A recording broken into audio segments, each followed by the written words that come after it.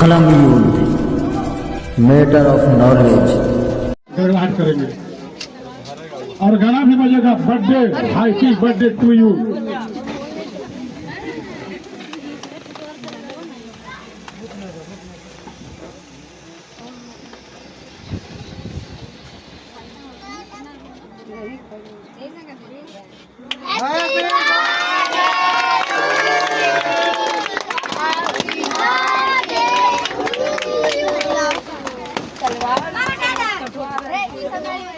यहाँ पर फूल रखा हुआ है, जितने भी हित बनाए हुए हैं, जो भी आपको बर्थडे में देना चाहते हैं गिफ्ट, ये फूल उसके ऊपर डाल करके और इनको जो गिफ्ट देना है दे सकते हैं।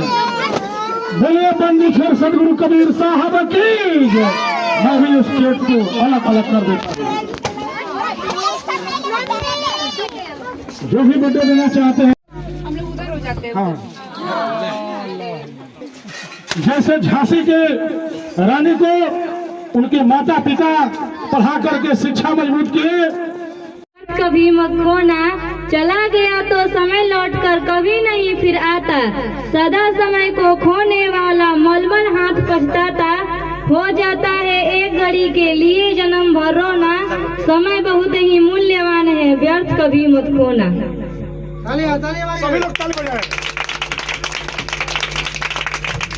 हमारे बड़ा लड़की रंजू कुमारी, मैं एक चाहता हूँ कि एक जो है एक भजन सुनाए सदगुरु कबीर साहब का।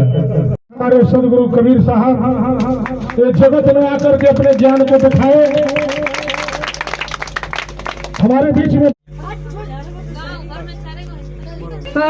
जोरी हो गईल, हजार हो गईल, जोरी हो गईल, हजार हो गईल। गुरु जी के आवत हो नगरिया, हजार हो गईल। गुरु जी के आवत हो नगरिया, हजार हो गईल, जोर हो गई। सदगुरु के आवत हो नगरी या जोर हो गईल। सदगुरु के आवत हो नगरी या जोर हो गई। पाके गुरु जी के मना भी भोर हो गईल। पाके गुरु जी के मना भी भोर हो गई। गुरु जी के आवत हो नगरिया जोर हो गई। सदगुरु के आवत हो नगरिया जोर हो गई। जंगल पहाड़ और नदी हर साइल, सगरो खुशी के बाट बादरी छाइले।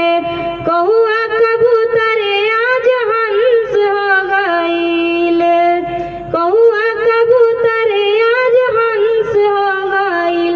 सदगुरु के आवत हो नगरिया जोर हो गईल। प्रभु जी के आवत हो नगरिया जोर हो गईल। बहुत दिना से हमारा सरदारवानी, आपन जिया में ढेर सपना सजवानी। हमारा सपना साकार हो गईल। हमारा सपना साकार हो गईल। गुरु जी के आवत हो नगरिया जोर हो गईल। सदगुरु के आवत हो नगरिया जोर हो गईल। बोलिए बंदीश्वर सदगुरु कबीर साहब की जय। बोले